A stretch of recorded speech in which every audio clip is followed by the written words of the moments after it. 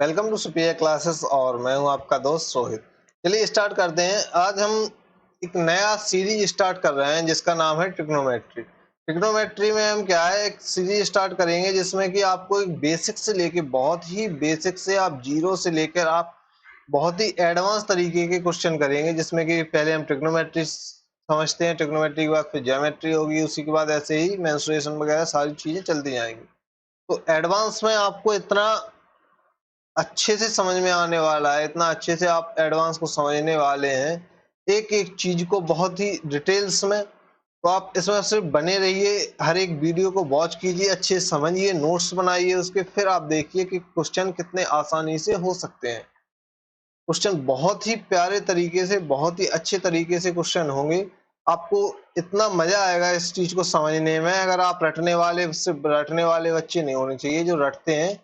अगर आप रटने वाले नहीं है, थोड़ा सा भी इंटरेस्ट रखते हैं चीजों को समझने में, तो आपको बहुत अच्छे से समझने आने वाला है। बहुत अच्छे तरीके से आपको ये समझ में आएगा कि ये किस क्वेश्चन को किस टाइप से, ये कहाँ से ड्राइव हुआ है, कहाँ से ये आएगा, कैसे इसका।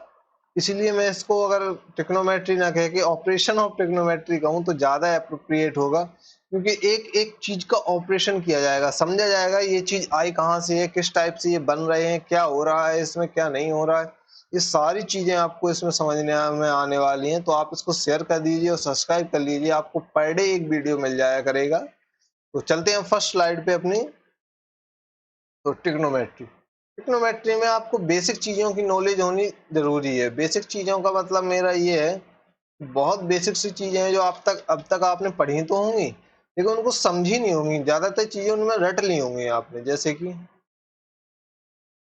कि ये क्वाड्रेंट हो गया है।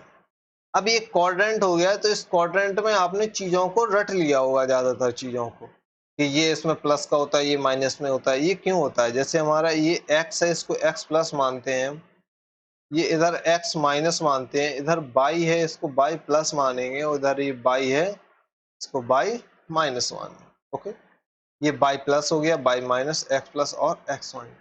मैं जितनी भी चीजें आपको इसमें करवाऊंगा, आपको पेन और पेपर लेके ही बैठना है, एक एक चीज नोट करते चले जाना है, एक एक चीज। क्योंकि अगर आप एक चीज को स्किप कर देंगे ना, तो फिर आप नेक्स्ट चीज को उसको पकड़ने में बहुत दिक्कत होगी आपको। इसीलिए किसी भी चीज को स्किप मत कीजिए, वीडियो को पॉज कीजिए, उसको नोट डाउन कीजिए और फिर आगे पढ़िए, जिससे कि आपको रिवीजन होता रहे। ये मैथ है, और ये इसका सबसे बड़ी दिक्कत ये है, ये एडवांस मैथ है।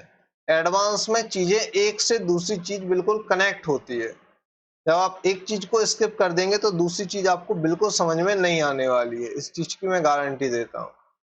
जब तक कि आप बेसिक कॉन्सेप्ट में अगर एक भी चीज स्किप कर देंगे, तो आपको हमेशा हर एक क्वेश्चन के लिए टीचर की जरूरत होगी, जो कि बहुत ही बेकार बात है, बहुत ही गलत बात है। हर एक क्वेश्चन को टीचर की हेल्प से करेंगे तो आप नए क्वेश्चन कभी नहीं बना पाएंगे, ना ही फॉर्मूले बना पाएंगे। फॉर्मूले आप कैसे बना लेंगे जब तक आपको कॉन्सेप्ट ही नहीं पता है। आपको हम सिखाएंगे कि फॉर्मूले भी किस टाइप से बन सकते हैं, उनमें किस टाइप से मॉडिफिकेशन कर सकते हैं, समझ रहे हैं। इसलिए हम इसको एक एक चीज को नोट डाउन करते हुए चलेंगे। ये हमारा आ गया है क्वाड्रेंट। इसमें ये है फर्स्ट, ये है सेकंड, ये है थर्ड, ये है फोर्थ। इतनी चीजें तो आप सभी लोग जानते ही होंगे, ये first second third fourth.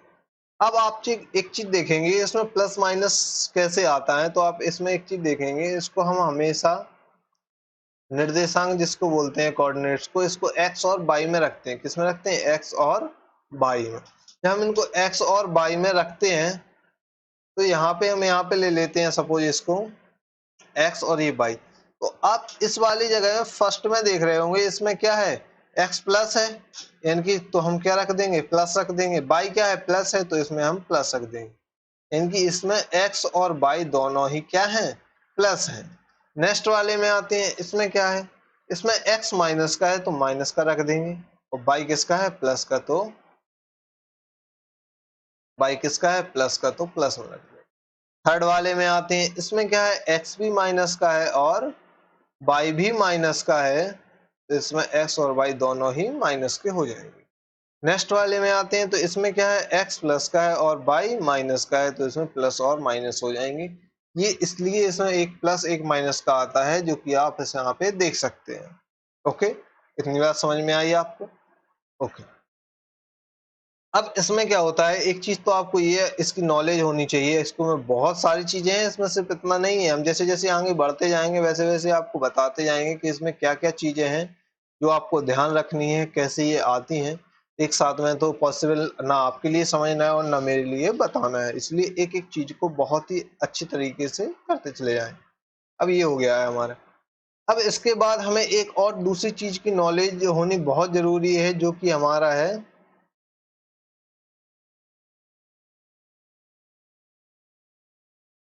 Right angle triangle. इसकी राइट एंगल ट्रायंगल की आपको नॉलेज होनी बहुत जरूरी है। आप इसको देखकर समझ रहे होंगे, ये बहुत ही सरल है राइट एंगल ट्रायंगल, इसमें कोई भी कठिन चीज नहीं है। चलो इसको मैं नेक्स्ट स्लाइड पे समझाता हूँ आपको। राइट एंगल ट्रायंगल में क्या है, आपको बहुत कठिन नहीं है, आपको सिर्फ इसमें बेसिक सी नॉलेज होनी चाहिए कि ये क्या होता है। ये परपेंडिकुलर होता है, यानी कि लंब होता है। ये बेस होता है, यानी आधार होता है। और ये हाइपोटेनियस होती है, यानी कि कर्ण होती है। अब इनमें दो चीजें हैं कि आप ऐसा नहीं है कि इसमें फिक्स कर सकें, यानी कि ये बेस है तो ये हमेशा ही बेस रहेगा, ये लंब है तो ये हमेशा। ये दोनों इंटरचेंज हो सकती हैं, आपकी सुविधा के अनुसार आप इनको इंटरचेंज कर सकते हैं। इसमें कोई भी दिक्कत नहीं है कि आप इनको हमेशा ही सेम मानकर चलें। ओके, तो इसमें आपको सेम नहीं मानना है, सिर्फ आपको ध्यान इसमें रखना है कर्ण में हाइपोटेनियस। हाइपोटेनियस में ये चीज ध्यान रखनी है कि हाइपोटेनियस होती क्या है। हाइपोटेनियस होती क्या है, ये एक राइट एंगल ट्रायंगल की लॉन्गेस्ट साइड होती है। क्या होती है, longest side of a right angle triangle. Okay, longest side होती है राइट एंगल ट्रायंगल की, यानी कि राइट एंगल समकोण त्रिभुज की सबसे लंबी भुजा जो होती है वो हमारी हाइपोटेनियस होती है। आपको लग रहा होगा मैं बहुत छोटी छोटी चीजें बता रहा हूँ, लेकिन कई बच्चे होंगे जिनको ट्रिग्नोमेट्री बिल्कुल ऊपर से निकलती है, समझ में ही नहीं आती है, इसलिए उन लोगों के लिए मैं बहुत ही बेसिक से एक एक चीज बताते हुए चल रहा हूँ। ओके, तो जब भी अगर आपको हाइपोटेनियस निकालने में दिक्कत होगी तो आपको ये ध्यान रखना है हाइपोटेनियस सब longest side of triangle. Okay, ये हो जाएगी आपकी हाइपोटेनियस। यहाँ तक ये चीजें समझ में आई आपको। अब क्या होता है इसमें हाइपोटेनियस जो ये वाला जो एंगल होता है, इसमें एक और चीज होती है, ये वाला जो एंगल सबसे ज्यादा समझने वाली चीज है ये। राइट एंगल ट्रायंगल आपको लगता होगा बहुत सरल है, हाँ बिल्कुल सरल है, लेकिन इसमें इतनी सारी चीजें हैं कि ट्रिग्नोमेट्री, जितनी भी ट्रिग्नोमेट्री है वो इसी से आई है। आप इसको समझिए। इसमें क्या होता है, ये फिक्स होता है, ये कितने का होता है, 90 का होता है, तभी तो इसको राइट एंगल बोलते हैं। राइट एंगल क्या होता है हमारा, 90 का।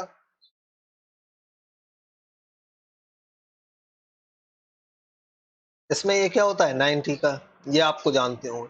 लेकिन आप मुझे बताइए sum of angle of a triangle क्या होते हैं, sum of angle of a triangle क्या होते हैं। तो आपको ये पता होना चाहिए सम ऑफ एंगल, अगर मैं इसको ए मान लेता हूं, इसको मैं बी मान लेता हूं, इसको मैं सी मान ले रहा हूं, तो इसके जो एंगल होंगे इनका सम कितना होगा, ए बी और सी, इनका सम कितना होगा, इनका सम होगा 180। कितना होगा, 180। इनका सम हमारा होगा 180। अब हमें इसमें एक चीज समझने वाली चीज है, ये 180 तो इसका सम हो रहा है। आप मुझे बताइए सी जो है वो अकेले का ही वैल्यू कितनी है, 90 है। अगर सी अकेले की वैल्यू 90 है तो ए प्लस बी की वैल्यू कितनी आएगी, तो ए प्लस बी की वैल्यू आ जाएगी हमारी 180 माइनस 90। कितनी आएगी, 180 माइनस 90, यानी कि a प्लस बी की वैल्यू जो आ जाएगी वो हमारी 90 आ जाएगी। अब मैंने आपसे क्या कहा था कि ये जो हमारा b और a एंगल है ये दोनों कम या ज्यादा हो सकते हैं। अगर ये कम या ज्यादा हो सकते हैं तो आप मुझे एक चीज बताइए, जैसे मैं आपको एक एग्जांपल समझाता हूं, मैंने कई अपने ऑफलाइन क्लासेस में भी बताया ये चीज कि अगर ए और बी का एंगल का सम 90 है, अगर मैं कह देता हूं कि एक कोई लड़का है, एक कोई लड़का है हिमांशु मान लो, ये कोई लड़का हिमांशु है, और एक और लड़का कोई भी हम मान लेते हैं, कोई भी ले लेते हैं हम, जैसे सौरभ ले लेते हैं। ये हिमांशु हो गया, ये सौरभ हो गया। तो अब मैं कह रहा हूं कि आप लोगों से एक चीज मैं कह रहा हूं कि एक हिमांशु है और एक सौरभ है और इन दोनों के पास 90 रुपीस है। कितना है? 90 रुपीस है।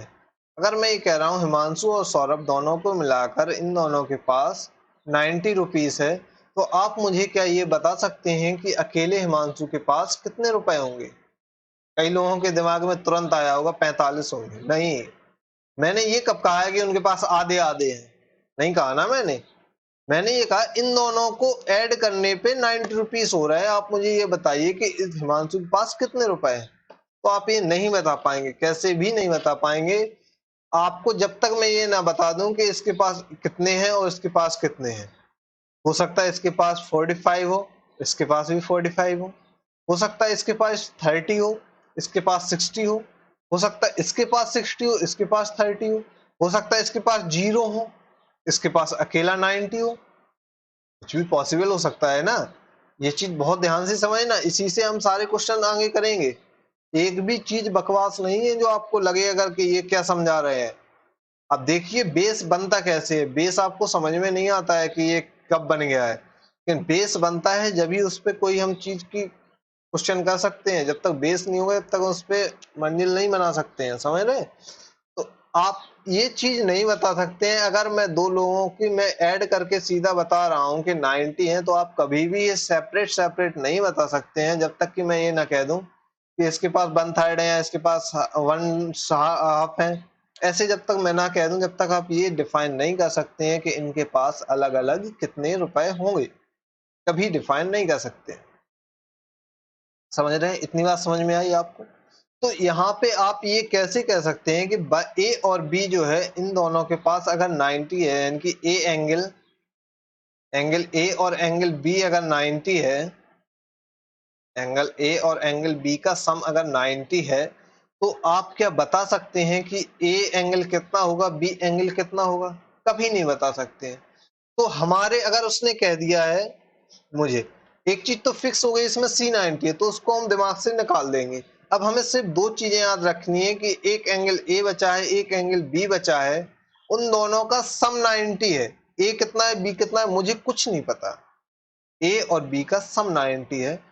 तो हम यहाँ पे समझेंगे, कई बार हमारे क्वेश्चन ऐसे आ जाते हैं कि एक समकोण त्रिभुज में, ऐसे क्वेश्चन आते हैं कि एक समकोण त्रिभुज में, ऐसे क्वेश्चन आते हैं एक समकोण त्रिभुज में जो कि डी पर समकोण है। किस पे समकोण है? डी पर समकोण है। पूरा सही से क्वेश्चन लिखते हैं। एक समकोण त्रिभुज ए बी सी जिसमें कि वह सी पर समकोण है और ए की वैल्यू 10 दी हुई है। ए की वैल्यू कितनी है? 10। तो आप मुझे बताइए बी की वैल्यू क्या होगी? इस टाइप से क्वेश्चन आते हैं। इस टाइप के क्वेश्चन को आप देखते ही सॉल्व कर देना चाहिए, बल्कि देखते क्या, बिल्कुल आपको नींद में भी अगर कोई पूछ ले तो इस टाइप के क्वेश्चन को आपको आना चाहिए। उसने कह दिया सी पर समकोण है, उसका कहने का उसने ये नहीं कहा C90, उसने कहा सी पर समकोण है। तो आपको इतनी समझ होनी चाहिए, अगर सी पर समकोण है तो C90 हो गया, यानी मुझे सी से कोई मतलब है ही नहीं। अब मुझे आ गया ए और बी, और मैंने ए और बी कितना होता है? 90। जब ए और बी बचे हुए दो एंगल 90 हैं और ए अगर 10 है, तो बी कितना हो जाएगा? 80 हो जाएगा। ये बहुत छोटी सी और बहुत जरूरी चीज है जो आपको पता होनी चाहिए। ओके, तो इस टाइप के हमारे क्वेश्चंस आ जाते हैं इसमें। तो ये चीज हमेशा ध्यान रखना कि रिमेनिंग ऑफ टू एंगल्स कितने होते हैं? 90 होते हैं। ये चीज आप इसको नोट कर लीजिए, इसको समझ, आपने समझ लिया होगा यहाँ तक बहुत अच्छे से, इसको नोट भी कर लीजिए। ओके, अब हम चलते हैं नेक्स्ट चीज पे। इसमें समझने वाली क्या चीज है? इसमें समझने वाली ये है, अब नेक्स्ट, इसको वीडियो पॉज करके आपने नोट कर लिया होगा, ये यहाँ तक हो गया। ओके, अब इसमें हम एक चीज ये समझेंगे कि ये क्या है। जैसे ये दोनों का एंगल समझ गए हैं, तो इसमें क्वेश्चन भी समझ गए किस टाइप से बनते हैं। अब इसमें आ जाती है हमारी पाइथागोरस थ्योरम। कौन सी आ जाती है? पाइथागोरस थ्योरम, जो कि क्या कहती है हमारी? पाइथागोरस थ्योरम कहती है हाइपोटेनियस का स्क्वायर इक्वल किसका स्क्वायर, परपेंडिकुलर का स्क्वायर प्लस बेस का स्क्वायर। ये कोई फिक्स नहीं है, यहाँ पे हमें ये भी हो सकता है हाइपोटेनियस स्क्वायर प्लस बेस का स्क्वायर प्लस परपेंडिकुलर का स्क्वायर, ये भी हो सकता है, इसमें कोई दिक्कत नहीं है। इसमें प्लस है, आगे पीछे भी लिख सकते हैं, और इसमें भी कोई दिक्कत नहीं है जब तक कि ये फिक्स ना हो जाए। ओके, तो ये चीज हमें पाइथागोरस थ्योरम बहुत अच्छे से याद होनी चाहिए। बहुत सारे हमारे फॉर्मूलेज जो हैं वो इसी से ड्राइव होते हैं, तो ये हमें बहुत अच्छे से ये याद होनी चाहिए। हाइपोटेन्यूज का स्क्वायर प्लस परपेंडिकुलर का स्क्वायर प्लस बेस का स्क्वायर। इसको हिंदी में भी लिख देता हूं मैं। हिंदी में अगर यहाँ पे लिखेंगे लंब का स्क्वायर बराबर, और लंब नहीं, कर्ण का स्क्वायर बराबर लंब का स्क्वायर प्लस आधार का स्क्वायर। ये चीज, इसमें लंब और आधार आपस में इंटरचेंज हो सकते हैं। ये क्यों हो सकते हैं, वो इसलिए हो सकते हैं, सपोज ये हमारा एक ट्रायंगल है, ये ए है, ये बी है और ये सी है। अगर मैं इस चीज को इस टाइप से लिखा है और मैं इसको ऐसे बना देता हूं, ऐसे बना दिया मैंने ये, तो ये वाली जो साइड है ए और बी की साइड है, तो ए और बी की साइड अब क्या है, नीचे पहुंच गई है, यानी कि ये हो गया है हमारा ए और ये हो गया है बी और ये सी हो गया है। यानी कि ये वाली अभी तक हमारे लिए क्या थी, परपेंडिकुलर थी, अब हमारे लिए ये बेस हो गई है। ये हमारे लिए अभी तक बेस थी, ये क्या हो गई है, परपेंडिकुलर हो गई है। तो ये बेस और परपेंडिकुलर हम कभी भी फिक्स नहीं मानते हैं। सिर्फ हम ये कहते हैं कि उसने कह दिया, सपोज ये कह देता है वो कि एक, वो क्या कहेगा, इस चीज को समझेंगे, ये बहुत सारी कंफ्यूजन होती है, एक एक चीज को समझते हुए चलेंगे। कई बार वो ये कहता है कि एक ट्रायंगल है ए बी सी और ए के सामने वाली भुजा लंब है, ए के सामने वाली भुजा परपेंडिकुलर है। तो मैं अगर ऐसे बना देता हूं ए बी सी, अब इस पे तो उसने कहा नहीं है कि ए बी सी कौन सा मान हो सकता कोई ऐसे बनाए, हो सकता है कोई इस टाइप से बना दे, इसको ए मान लेगा, वो इसको बी मान लेगा, इसको सी मान लेगा। समझ रहे हैं, वो किसी भी टाइप से बना सकता है। लेकिन उसने ये कहा है कि ए के सामने वाली भुजा लंब है। अगर ए के सामने वाली भुजा लंब है तो जरूरी नहीं है कि आपको ऐसा ही एक ट्रायंगल हो जिसमें आपको लंब दिख रहा हो, कोई जरूरी नहीं है। अगर आपको बनाना है, कंपटीशन में क्या होता है, हमें क्वेश्चन बना के नहीं दिखाना है, ये एकेडमिक नहीं है जिसमें कि हमें क्वेश्चन सॉल्व करके दिखाना है, हमें आंसर आना चाहिए। अगर आपने सपोज ऐसे बना लिया तो आपको इसको इरेज करने की कोई जरूरत नहीं है। उसने कहा ए के सामने वाले लंब है, इधर रख देंगे हम परपेंडिकुलर, ये बेस हो जाएगा, ये हाइपोटेन्यूस हो जाएगी। ये देखने में और लग रहा है, कोई दिक्कत नहीं है, दिखाना ही नहीं है हमें, कंपटीशन में हमें दिखाना ही नहीं है, इसलिए हम इसको कुछ भी मान सकते हैं, हमें टाइम बचना चाहिए। ओके, ये यहां तक हो गया है। अब इसके बाद हम समझते हैं साइन थीटा। ट्रिग्नोमेट्री में ये चीजें मैं लिख रहा हूं, इनको ऑर्डर में ही आपको याद होनी बहुत जरूरी है। जैसे कि ऑर्डर में कौन कौन सी, एक हो गया हमारा साइन थीटा, उसके बाद हो गया हमारा कॉस थीटा, उसके बाद हो गया हमारा टेन थीटा। ये आपको तीन चीजें ऑर्डर में ही याद होनी चाहिए। इसके बाद इसके जस्ट सामने आपको ये याद होना चाहिए कि साइन थीटा का रिलेशन किससे है, कॉसेक थीटा से। कॉसेक थीटा का रिलेशन किससे है, सेक थीटा से। और टेन थीटा का रिलेशन किससे है आपका, कॉट थीटा से। और कई बार ये रिलेशन सामने भी चलते हैं, जैसे कि यहाँ पे हम लिख लेंगे कॉट थीटा, यहाँ पे हम लिख लेंगे सेक थीटा, और यहाँ पर हम लिख लेंगे कॉसेक। ओके, ये आपको ये इस टाइप से भी याद होनी चाहिए, आपको ये इस टाइप से भी याद होनी चाहिए। इतना आप नोट कीजिए। ओके, नोट कीजिए, वीडियो को पॉज कीजिए और नोट कीजिए इसको।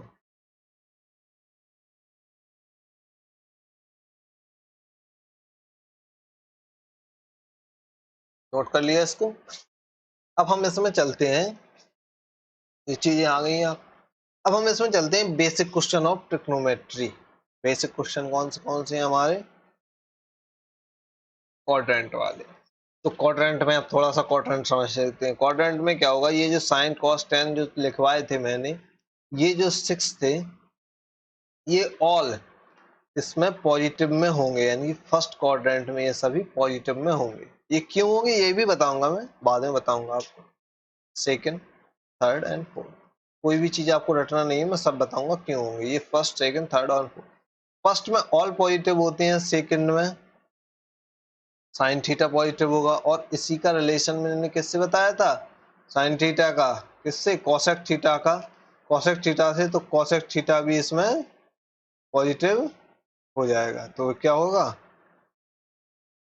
कोसेक थीटा भी पॉजिटिव हो जाएगा। इस वाले में क्या होगा, इस वाले में हमारा टेन थीटा पॉजिटिव हो जाएगा। इसका रिलेशन आप अपनी कॉपी पे देखिए, मैंने कहा लिखते रहना, कॉपी पे देखिए किससे हो जाएगा, कॉट थीटा से। इसमें आ जाएगा हमारा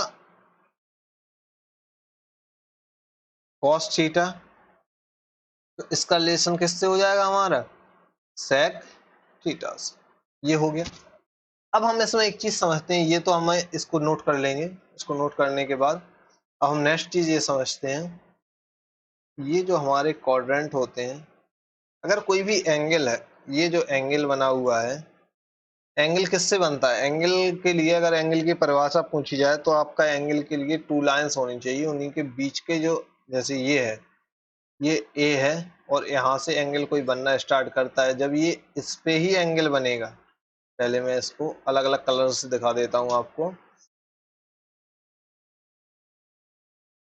सपोज ये इसका हो गया ओरिजिन लाइन, ये क्या है, ओरिजिन लाइन, ओके, ये आपको दिख रही है, ये हो गई हमारी ओरिजिन लाइन, जिसको हम मान लेंगे ए, क्या मान लेंगे, ए, और ये हो गया हमारा पॉइंट, इसका सेंटर।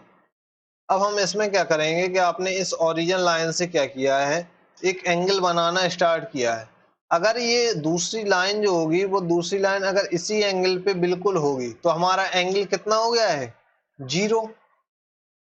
इसको समझते जाना, ये मत सोचना कि यार क्या समझा रहे हैं, आगे चलो, इसको मैं आगे बढ़ाता चलूंगा, डिफिकल्टी लेवल धीरे धीरे बढ़ेगा, आपको पता भी नहीं चलेगा, इसलिए स्किप करने की कोशिश बिल्कुल मत करना। ठीक है, फास्ट कर सकते हो, वीडियो को फास्ट कर सकते हो आप, उसमें जाइए सेटिंग में, उसको वीडियो को फास्ट कर लीजिए, लेकिन स्किप मत करना। ओके, तो ये आ गया है ए। अगर ये इसी पे दूसरी लाइन होगी तो कितना हो गया एंगल, 0। अगर ऐसे ही हम लाइन बढ़ाते चले जाएंगे, सपोज यहाँ पे कितना हो जाएगा 20, और बढ़ाएंगे यहाँ पे कितना हो जाएगा 60, और बढ़ाएंगे तो कितना हो जाएगा 90, यानी ये क्या हो रहा है 90। तो इसमें जब हम बढ़ाना स्टार्ट करेंगे यहाँ से, तो ये कितना हो जाएगा अभी 0। इस पे ही ये वो क्या होता है, ओरिजिन पॉइंट होता है, ये क्या होता है हमारा ओरिजिन पॉइंट, ये हमारा होता है ओरिजिन पॉइंट। जब हम इससे लाइन बढ़ाना स्टार्ट करेंगे तो ये कितना है 0। इसके बाद जब हम इधर आएंगे तो ये कितना हो गया 90, और जब हम इसकी लाइन बढ़ाएंगे ऐसे, जब ये स्ट्रेट लाइन हो जाएगी, स्ट्रेट लाइन हो जाएगी, तो ये इधर कितना हो जाएगा 180, और उसके बाद फिर हम और बढ़ाएंगे तो कितना हो जाएगा 270।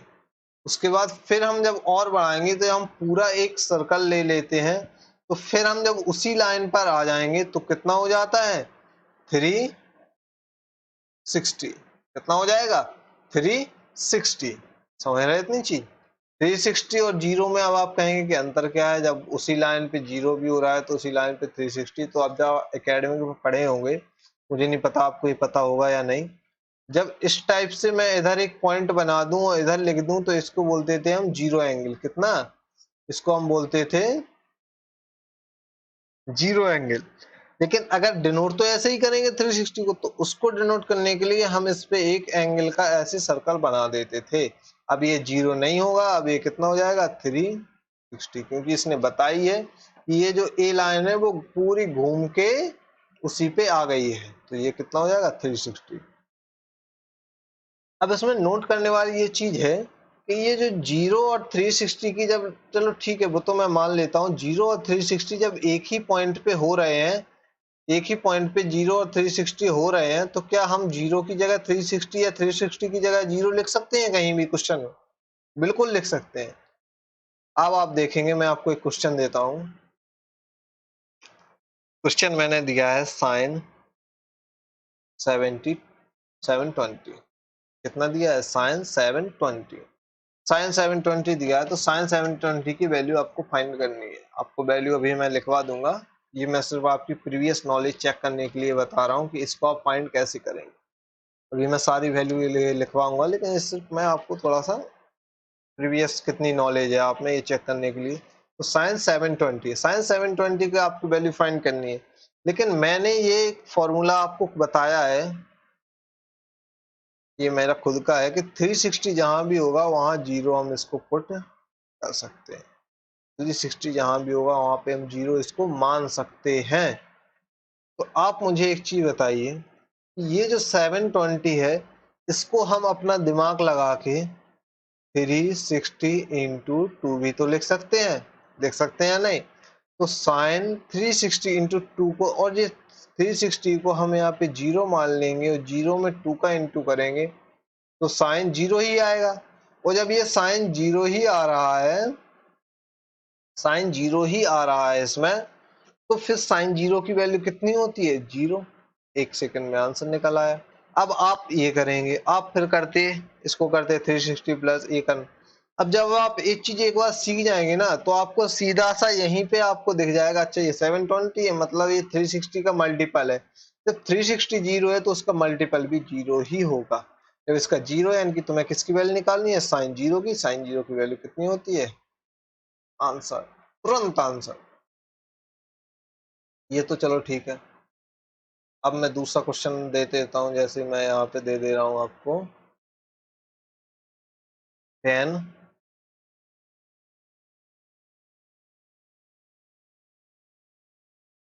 ये दे दिया मैंने।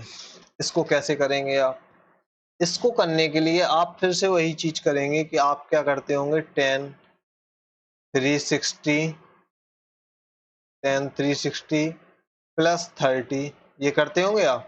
कुछ नहीं करना है, क्यों करना है ये बताओ ना। अगर यहाँ तक करना भी है तो कर सकते हैं, फिर आप लगाएंगे दिमाग 360 प्लस थीटा क्या होगा, ये क्या होगा। कुछ नहीं करना है आपको, ये कुछ करना ही नहीं है आपको। सिर्फ ये देखना है ये 360, ये देखना है 360 के पास है, 360 के कितने पास है 30 ज्यादा है।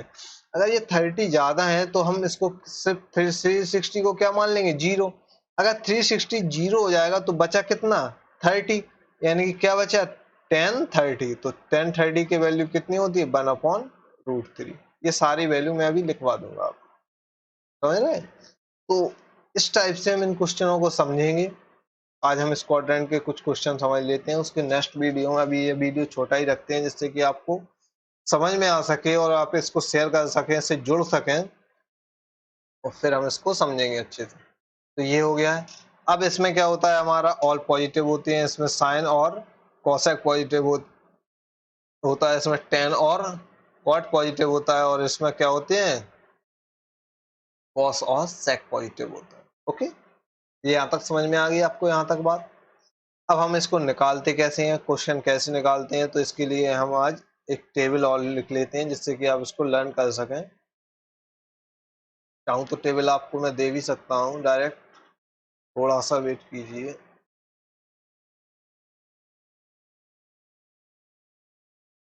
इसके लिए मैं आपको आपके लिए एक अभी टेबल ला रहा हूँ, इसको टेबल तुरंत ही।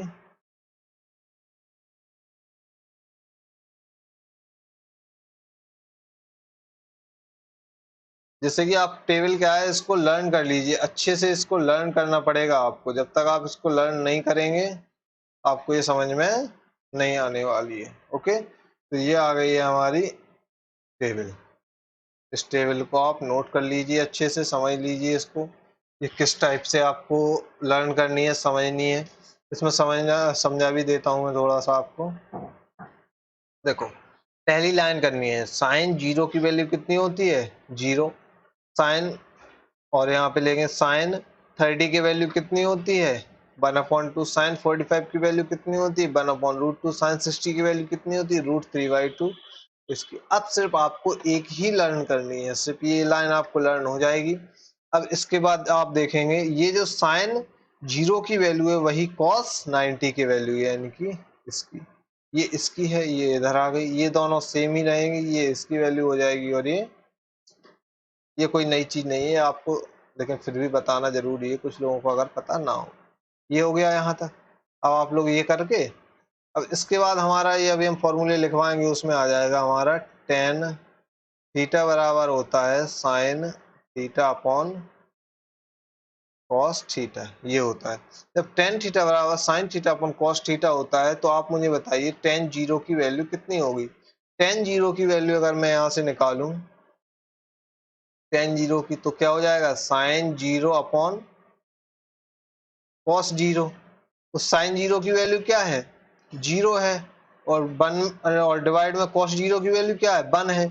और जब किसी का न्यूमरेटर जीरो हो जाता है और डिनोमिनेटर कुछ भी होता है तो वो क्या हो जाती है, जीरो ही आती है। इसीलिए टेन जीरो की वैल्यू कितनी हो जाएगी हमारी, जीरो हो जाएगी। सेम 30 में जब 1/2 डिवाइड बाय √3/2 करेंगे हम, तो 2 से 2 कैंसिल हो जाएगा, कितना आएगा 1/√2। इसी फॉर्मूले में रख के, इस फॉर्मूले में रख के आप इसको कर सकते हैं। 45 में इससे ये पूरा पूरा कैंसिल हो जाएगा, कितना बचेगा 1 बचेगा। इसमें ये फिर से 2 और 2 कैंसिल हो जाएगा, कितना बचेगा 3 बचेगा। अब एक चीज, बहुत से लोगों को अगर ये चीज पता ना हो कि जब भी किसी का डिनोमिनेटर जीरो हो जाए, क्या हो जाए डिनोमिनेटर जीरो, या इसको हम बोलते हैं हिंदी में हर, किसी का अगर हर जीरो हो जाता है तो वो संख्या अनडिफाइन हो जाती है, उसको हम डिफाइन नहीं कर सकते हैं कि वो संख्या क्या होगी। इसीलिए जब हम साइन 1090 की वैल्यू निकालते हैं, 1090 की वैल्यू निकालते हैं तो 1090 में हो जाएगा sine 90 upon cos 90। Okay, sine 90 upon cos 90।